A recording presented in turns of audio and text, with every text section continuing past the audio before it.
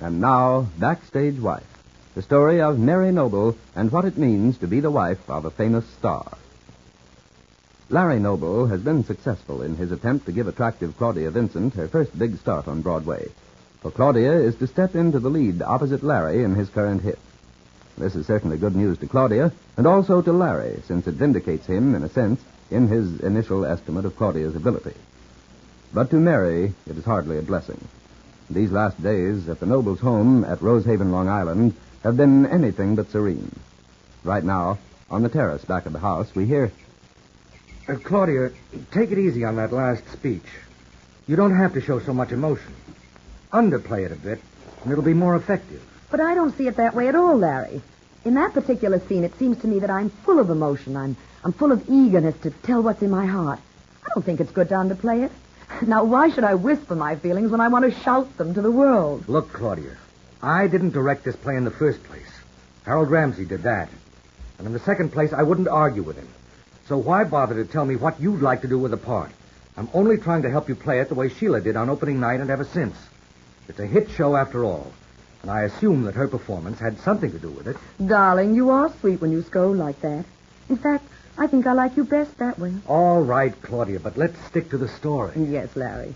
It is presumptuous of me to suggest even the slightest deviation from the part as Sheila played it, isn't it? I don't know about that, but I do know that you're lucky to be able to step into Sheila's role. And if I were you, I'd stick to her way of putting it over. In other words, I'm not nearly as clever as you've been telling others. It has nothing to do with that, Claudia. I'm convinced that you're very clever, that you're bursting with talent. But I also know, after some years of experience on Broadway, that you'll be smart if you pattern yourself in this particular play after Sheila. Well, personally, darling, I don't particularly like her characterization. Hang it all, it doesn't matter if you like it or not. Thousands of people who have paid top box office prices think she's great. And since you're about to step into her shoes by a happy accident, you'd better not monkey with your luck. You're terribly generous to say that, Larry. Say what? Oh, about Sheila's importance to the play. Well, her part is important. But, darling, I know that it's you who attracts people to the box office. Not Sheila and not Claudia, no matter how good I am. You're the big draw, Larry. Or the very name Larry Noble on the marquee is... Well, that's what brings people to the theater. Thank you, Claudia. But I'm not doing a solo act. Remember that. Sheila's been very successful in her part. When you take over, you'll be judged on the basis of her performance and how you measure up. Don't you see that? Suppose I improve on her acting, Larry. Look, Claudia, don't get overambitious. The play is a hit as it is. Harold Ramsey is a smart producer. And right now, he's sold on your ability. But don't go changing the part around. Do you mind? Of course not, Larry. Now, don't you worry about me. I'm not going to make you uncomfortable in your own play. Or not for a minute. I'll just be sweet and unimportant, and I'll underplay you all the time. Who said anything about underplaying me? I only meant Sheila always played you, didn't she, Larry? And even though you're the one who put me into the part, you don't want any change to occur. Well, all right, darling. You can count on me. I know you only put me into this play because you thought you could count on me to be eternally grateful. And perhaps... What the devil are you talking about? I did no such thing. I got interested in your career when I found out what a bad time you'd had from Rupert Barlow. And that's all? What do you mean? You wanted to help me because of Rupert? Because you believed me when I said he stole my family's fortune? Well, yes. You mean it isn't true? Certainly it's true, Larry. Every word of it's true. But I just didn't expect to hear you say that was your only reason for getting me into your play. It isn't the only reason, Claudia. If I hadn't thought you had ability, I wouldn't have dreamed of going to Harold Ramsey about you. You know, darling, I sometimes wonder about you. Why, for the love of heaven? Well, you can be so sweet, so terribly sweet. And then suddenly your mood changes and you're hard as nails. Why, you almost look at me with hate. Claudia, please. I mean it, Larry. Of course, I realize that you're completely tied down by your wife and family. What? And I'm sure you're taking a terrible beating because of me, but still... Aren't you very thirsty after all this rehearsing? I thought I'd bring you some refreshment. Ah, that's my girl. Matter of fact, Mary, I'm about parched. How about you, Claudia? But I scarcely noticed. But it was nice of you, Mary, dear. And no wonder Larry's so devoted. Where could he find such a conscientious helpmate? And after so many years of marriage, too. It's quite amazing, don't you think? Will you have lemon and sugar, Claudia? Just lemon, dear. I've got to watch my weight now that I'm about to appear on Broadway. Of course, Claudia. And you, Larry. I'm pretty sure this is what you want. Oh, thanks, honey. You know, Hey, it swell. must be wonderful to know a person so very well, to be able to cater to all his creature comforts so perfectly. Claudia, will you please... Don't let me interrupt you two. I know you only have a short time, and these rehearsals are very important. Wait a So, minute, Mary. Wait a minute. There's nothing so important that you should... You're very understanding, Mary. You do know how much these last precious minutes mean to both Larry and me, don't you? Yes, of course. I've got to be a credit to Larry. I just can't let him down. Listen, let's get this straight. The only reason We'll talk about it later, dear. Right now, I know you want to get back to work. I'm sorry if I interrupted your mood, but I did think you'd get so very thirsty. Mary, listen, wait. I'll be right inside, dear, if you should want me. If I don't happen to hear you, just call Phoebe, won't you? Well, what do they think they're doing out there on the terrace all this time, Mary? Rehearsing, Maud. Oh, rehearsing. Well, we'll have plenty of time for that when Claudia gets on stage at the Hamilton Theater. And if I'm not mistaken, he'll regret ever getting himself into this spot. I'll stake my soul that she's going to be trouble from the word go.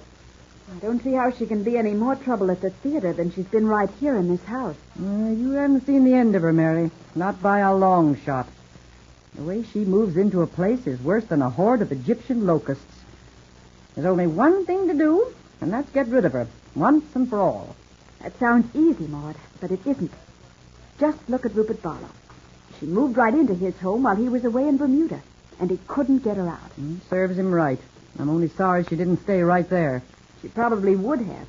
Larry hadn't invited her to come back here with us. And that's the part I can't get over. Why did he have to interfere? Why did he have to go to Rupert Barlow's house in the first place? That was my fault. My brilliant little idea. Oh, I wish we'd stayed away. Except that if I hadn't been there, Claudia might have killed Rupert. Well, I can't say that would have been such a great loss. Maud, what a dreadful thing to say. You don't mean that. Perhaps it's a bit of an exaggeration. But at the same time, I certainly do wish that you hadn't dragged Larry over to Rupert's Oyster Bay estate. At least not when Claudia Vincent was there. Oh, it's no use wishing that, Maud. I did get him to go with me to see Rupert, and he did meet Claudia. What's more, she's absolutely hypnotized him. Oh, I don't think it's as bad as that. In fact, I have an idea he'll be quite tired of her before long. You think so? When he spends all his time with her? When he sits with her for hours, coaching her in Sheila's part, so that she'll be a big hit in his play? You think that sounds as if he were tired of her? No, but I don't know just how serious this is. I can't believe Larry would be taken in by anyone so obvious as Claudia Vincent. He might be flattered, he undoubtedly is, but that's all. He's too intelligent, far too devoted to you to get very far off the track. Oh, I wish I could be as confident as you are, but I can't. I've watched them both too long. I do think Larry will be glad to have Claudia move away from here. Well, of course he will, Mary. Because it'll make him less uncomfortable. That doesn't mean he won't still be anxious to see her, away from me. Now, Mary, you're just jumping at conclusions. I don't think so.